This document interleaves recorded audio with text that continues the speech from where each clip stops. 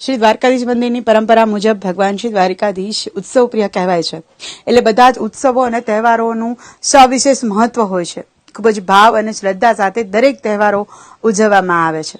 જેમાં આજે ભગવાન શ્રી રામનો જન્મોત્સવ, ભગવાન શ્રી રામનો પ્રાગટ્ય દિન એટલે રામનવમીનો તહેવાર પણ સવિશેષ ઉજવાયો.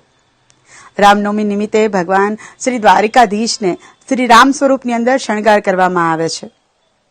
પીળું પિતાંબર હોય છે, ઉપર ખેસ હોય છે અને ખાસ આજે ભગવાન શ્રી રામના હાથની અંદર ધનુષ અને તીરખામટા સાથે ભગવાન શ્રી દ્વારકાધીશના દર્શન થાય છે. રામ અવતારની સંપૂર્ણ ઝાંખી જે છે એ ભગવાન શ્રી દ્વારકાધીશના શણગારની અંદર જોવા મળે છે. રામ જન્મ સમય એટલે કે મધ્યાહન બપોરે 12 વાગે ભગવાન શ્રી દ્વારકાધીશને જન્મોત્સવની આરતી કરવામાં આવી અને 12 થી 1:30 વાગ્યા સુધી શ્રી રામ સ્વરૂપના દર્શનનો લાભ અનેક દર્શનાર્થીઓએ લીધો.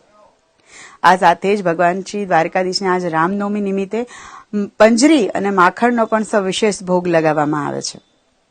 તો આ રીતે ભગવાન શ્રી દ્વારકાધીશ મંદિર ખાતે પરંપરા અનુસાર રામનવમીનો તહેવાર ધામધૂમપૂર્વક અને શ્રદ્ધાપૂર્વક ઉજવાયો.